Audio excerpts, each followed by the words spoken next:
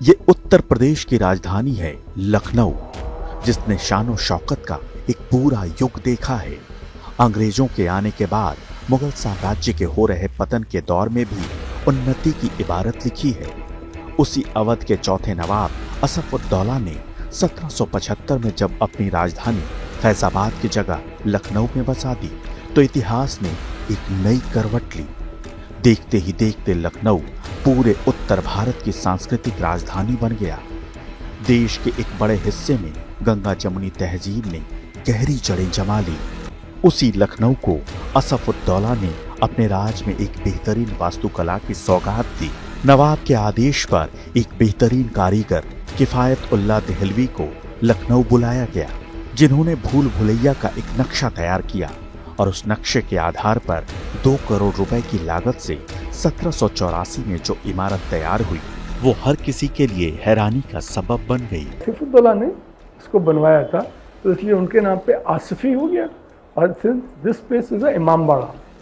Imambara is again a very typical name which is used only in the Indian subcontinent. भारतीय उपमहाद्वीप में प्रयोग किया जाता है।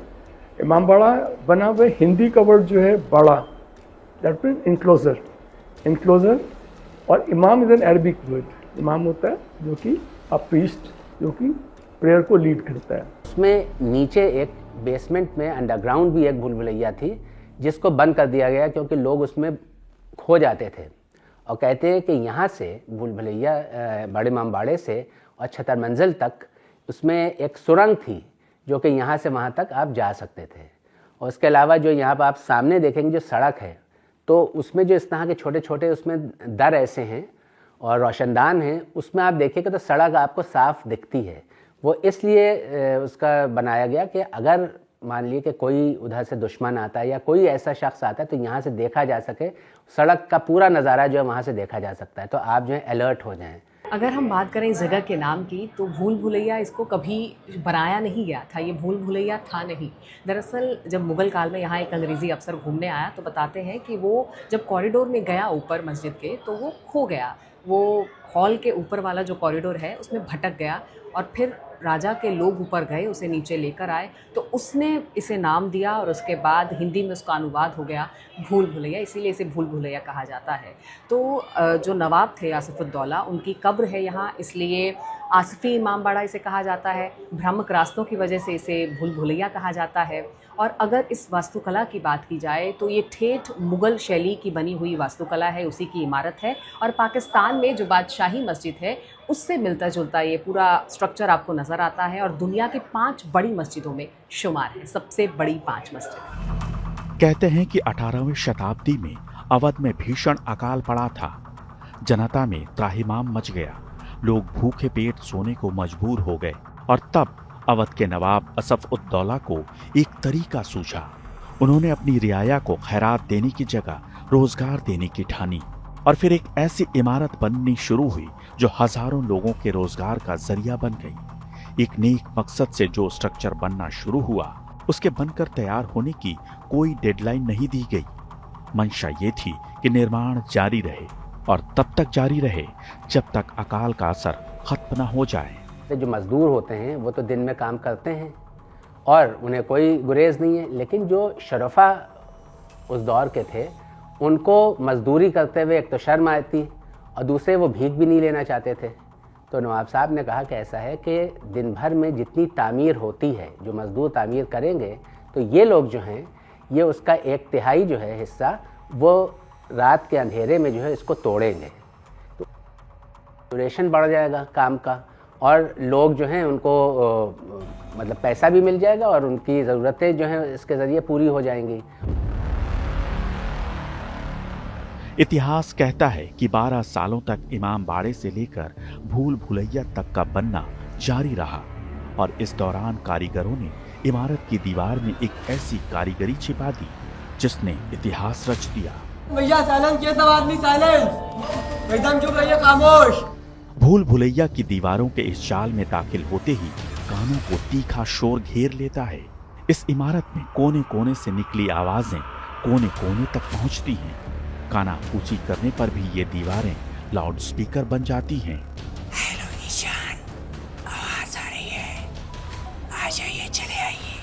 गाइड ने दीवारों से फुसफुसाकर कहा, ईशान चले आइए, और 44 फुट दूर खड़ा ईशान दौड़ा चला आया। ये रियलिटी टेस्ट यहाँ हर रोज होता है, बार बार होता है।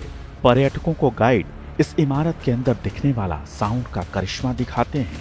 ये ऊपर का स्ट्रक्चर भुलभुलैया जो बन गया है, आपको मजा आएगा हमारे दर्शकों को सुन के, ये बाई डिफॉल्ट बन गया था।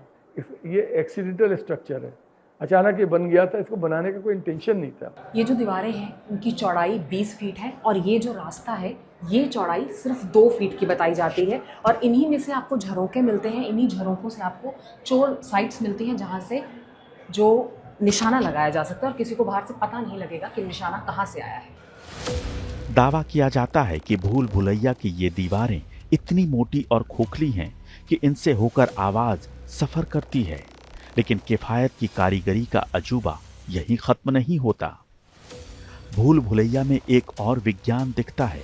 इमाम बाड़े की चौथी मंजिल पर गाइड माचिस की तीली जलाते हैं और उस तीली के जलने की आवाज 183 फुट दूर तक साफ साफ पहुंचती है। आवाज के 183 फुट दूर सफर करने का राज भी इमाम बाड़े की दीवारों में ही कैद है। किफायतुल्लाह ने आज से सैकड़ों साल पहले दीवारों पर ग्रूव्स की ऐसी कारीगरी दिखाई जो किसी भी आवाज को एक कोने से दूसरे कोने तक ले जाती है। माचिस की आवाज।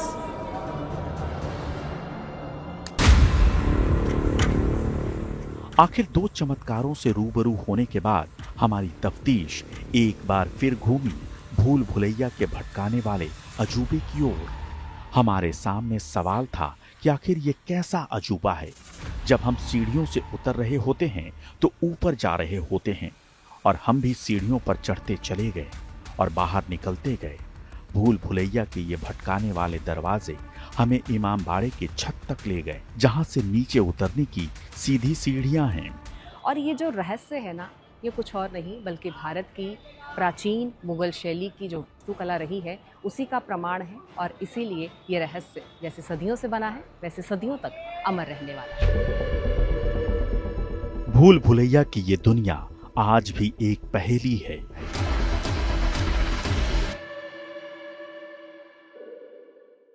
इस वीडियो को पूरा देखने के लिए और NN+ के क्वालिटी कंटेंट का मजा लेने के लिए इस कोड को स्कैन करें और डाउनलोड करें NN+ ऐप।